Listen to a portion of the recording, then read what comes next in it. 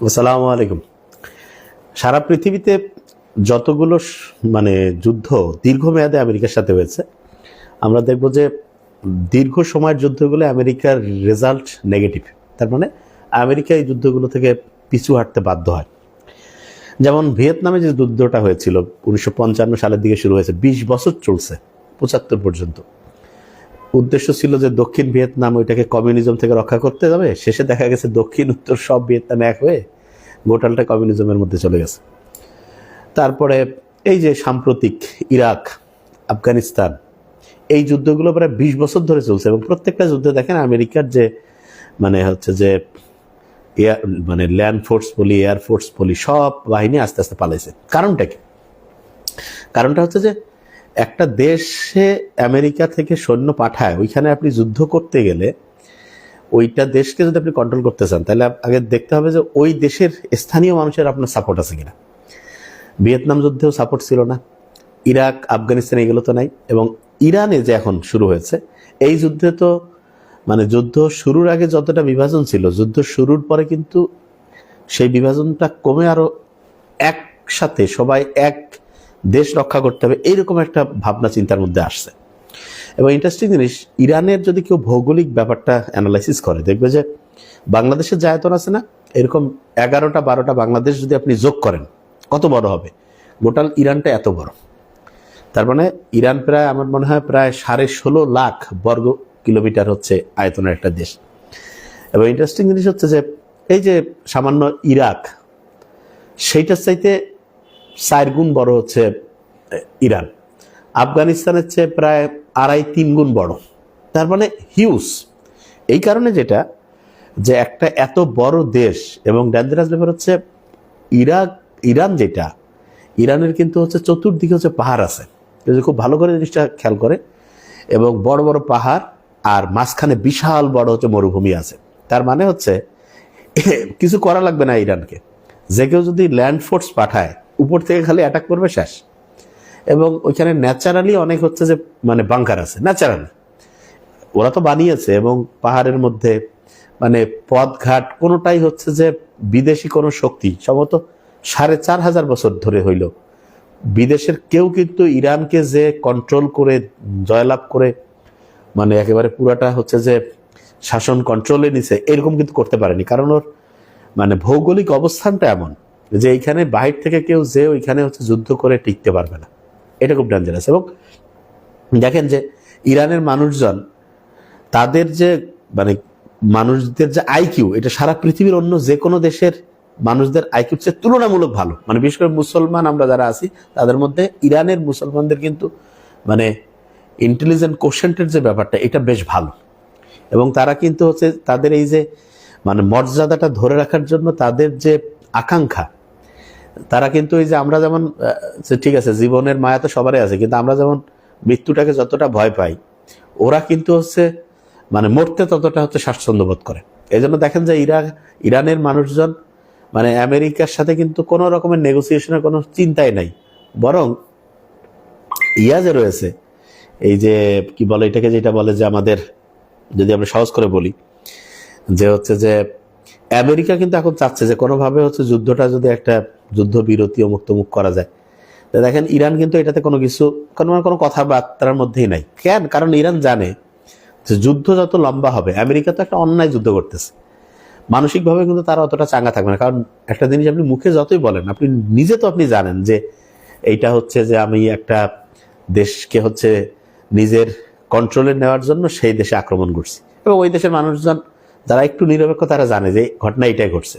এবং আপনি দেখেন আমেরিকা যে যে জায়গায় আক্রমণ করে, ওরা আক্রমণ করে কি করে, যে ওই দেশে আমরা গণতন্ত্র নিয়ে আসব, ওই দেশে আমরা হচ্ছে যে কি বলে শান্তি ফিরায় দিব, ওই দেশের মানুষজনের হচ্ছে ভোটার অধিকার নিয়ে আসব। অথচ দেখেন আমেরিকার প্রেসিডেন্ট যে হয়, বিশেষ করে ট্রাম্প হওয়ার পরে কিন্তু প্রথম যায় হচ্ছে সৌদি আরবে। সৌদি আরবে কি গণতন্ত্র আছে? এবং দেখেন সে যায় কি করে, বড় বড় কাগজ নিয়ে যায় ডিল করে আসে। তার মানে এটা হচ্ছে একটা মানে এই যে সাদাবাজি যে আছে না, সাদাবাজ রাষ্ট্রের মতো কাজ করে আর কি। এবং বিভিন্ন জায়গায় যে হচ্ছে দেখেন তারা যুদ্ধ করার জন্য বিভিন্ন হচ্ছে বেস খুলে রাখছে, সেই জায়গাগুলো হচ্ছে যে আমেরিকার হচ্ছে ঘাঁটি করে রাখছে। হ্যাঁ, দেখেন সারা দুনিয়া সবচেয়ে বেশি ঘাঁটি কার? আমেরিকার। তার মানে মারামারি করার জন্য ওই যে যেমন এলাকায় বিভিন্ন জায়গা আছে না, ওই যে লাঠিয়াল বাহিনী পুষে, এরা হচ্ছে এরকম বিভিন্ন জায়গায় আমেরিকার লোক, মানে হচ্ছে ওই ওদের যে হচ্ছে যারা হচ্ছে যে ডিফেন্সের সাথে জড়িত, তাদেরকে দিয়ে হচ্ছে বিভিন্ন বেস কন্ট্রোল করে। তার মানে একটা জাতি মানে এর মূল কাজ হচ্ছে যুদ্ধ করা এবং এই যুদ্ধের জিনিস বিক্রি করা, এই জন্য বিভিন্ন জায়গায় যে গ্যাঞ্জাম লাগায় দেয়। তাই জিনিসটা বলতেছিলাম যে যুদ্ধ যত দীর্ঘমেয়াদে হবে, দীর্ঘমেয়াদে সবগুলো যুদ্ধে কিন্তু আমেরিকা হেরে যায়। যেমন ক্রিকেট খেলা আসলে অনেকে T20 ভালো খেলে, 50 ওভারে আবার নাও খেলতে পারে, আর টেস্টে হেরে যাবে। আমেরিকা হচ্ছে যুদ্ধ লম্বা হইলে হারবে। এবং ইরানে তো নিশ্চিত, অনেকে বুঝতেছে না, মনে করতেছে হ্যাঁ ইরানকে মেরে বোমা মেরে শেষ করে। দেখেন বোমা মেরে আপনার এটা মনে হইতে পারে যে আমেরিকার তো মাত্র কয়েকজন সৈন্য মরল, করলো। দেখেন যে আমেরিকা হচ্ছে যে সুপার পাওয়ার, হচ্ছে মানে যুদ্ধাস্ত্র বলি, টেকনোলজি বলি, সব ঠিক আছে, কিন্তু ইথিক্সের দিক থেকে, মোরালিটির দিক থেকে তারা এখন জিরোতে। এবং এই কারণে আপনার যখন মানসিকভাবে আপনি যখন খুব নিচের অবস্থানে থাকেন, তখন কিন্তু আপনি যুদ্ধতে কিন্তু মানসিক ব্যাপারটা খুব ইম্পর্টেন্ট। এই মানসিক দিক থেকে আমেরিকা যেহেতু পিছিয়ে আছে, সে কিন্তু এই যুদ্ধটা দীর্ঘমেয়াদে করতে পারবে না। লিখে রাখেন, যত লম্বা সময় চলবে আমেরিকা নিজেই দেখবেন বিভিন্নভাবে সে মানে হচ্ছে যে বলবে যে হ্যাঁ আমাদের উদ্দেশ্য পূরণ হয়ে গেছে, আমরা এখন হচ্ছে যে এইটা হচ্ছে যে আমরা চাই যে হচ্ছে যে মানুষজন শান্তিতে ফিরে আসুক, আমরা মানে একটা যে কোনো আল দিয়ে পালাই যাবে বলে রাখেন, লিখে রাখেন, পারবে না। আর ইরান এটা ভালো করে জানে যে আমেরিকা লম্বা সময় তার সাথে যুদ্ধ করতে পারবে না। এই জন্য ইরান এখন যেটা এই যুদ্ধে এই অবস্থায় যে একটা ভালো ডিলস করে সে হচ্ছে এই যুদ্ধ থেকে হচ্ছে থামবে। তার মানে এই যে ওকে যে স্যাংশন দিচ্ছেন, করছেন, এখন ইরান সত্যিকার অর্থে, কারণ তার তো আপনি অর্থনৈতিকভাবে আগের থেকেই পঙ্গু করে ফেলছেন। এখন তার হাইয়েস্ট যত বড় বড় লিডার আছে মনে করছে এদেরকে মেরে দিব, সবাই হচ্ছে হয়ে যাবে, না, ওইটার হচ্ছে যে ওই দেশের মানে মানুষজন হচ্ছে যে ওই যে শাহাদাত, হ্যাঁ জিহাদ, এইটার ভিতরে কিন্তু খুব মারাত্মকভাবে হচ্ছে যে মন থেকে ওরা ধারণ করে। এবং মন থেকে যখন কেউ ধারণ করবে, কেউ যে মৃত্যুকে ভয় না করে, তাহলে তার সাথে আপনি কোনো অস্ত্র দিয়ে পাবেন না। এবং এই জিনিসটা, কারণ ইরানের হারানোর কিছু নেই, সে তার দেশের জন্য সে জানে তাই মরলে আমার হচ্ছে যে কি হবে, আমি দেশের জন্য জীবন দিচ্ছি। কিন্তু যে আক্রমণ করে সে কিসের জন্য? তেলের জন্য জীবন দিব?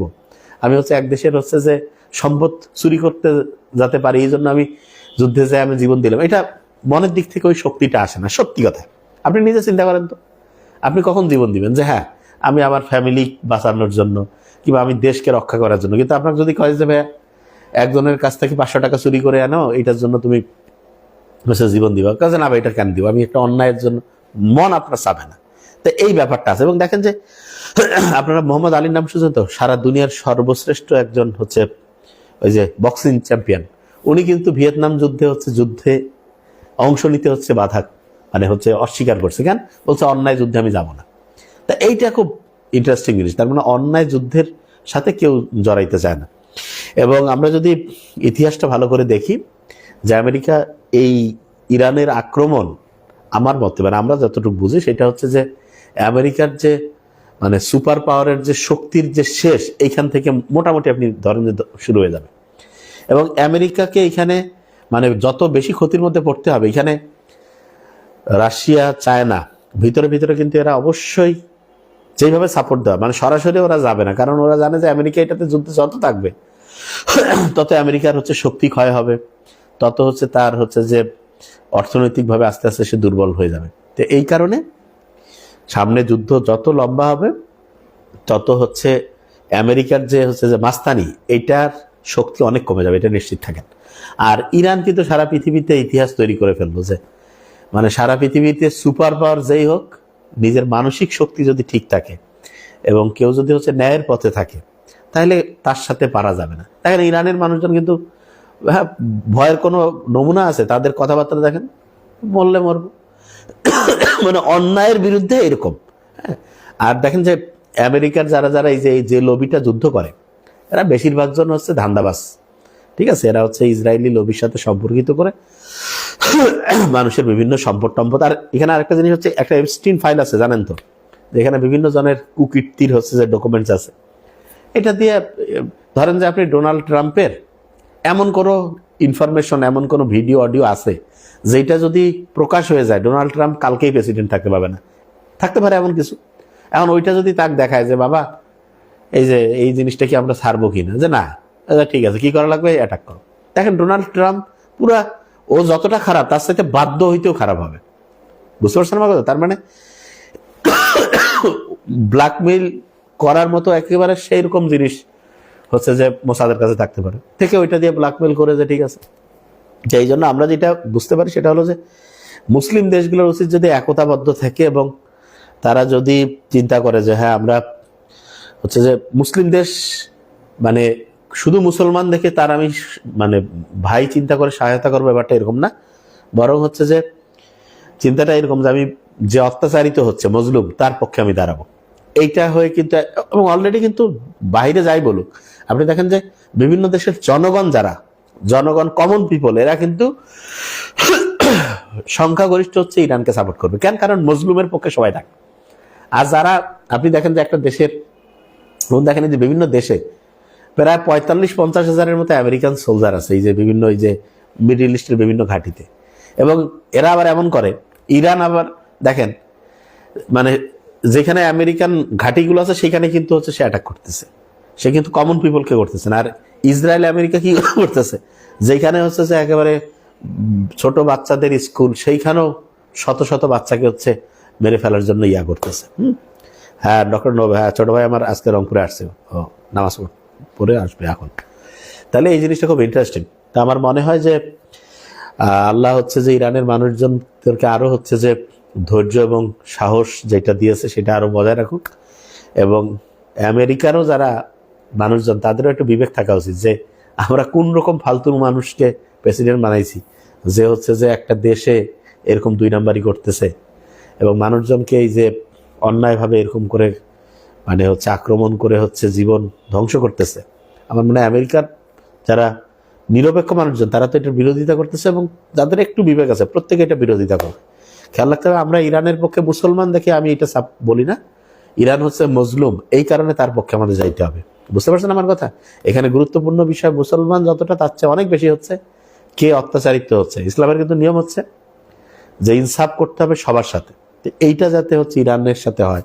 এবং দেখুন বেশিরভাগ লোকে হচ্ছে ঠিকভাবে চিন্তা করে, তারা চায় যে যারা হচ্ছে যে মানে দুর্বল তাদের উপরে যে নির্যাতন সেটা যাতে একসময় বন্ধ হয়ে যায়।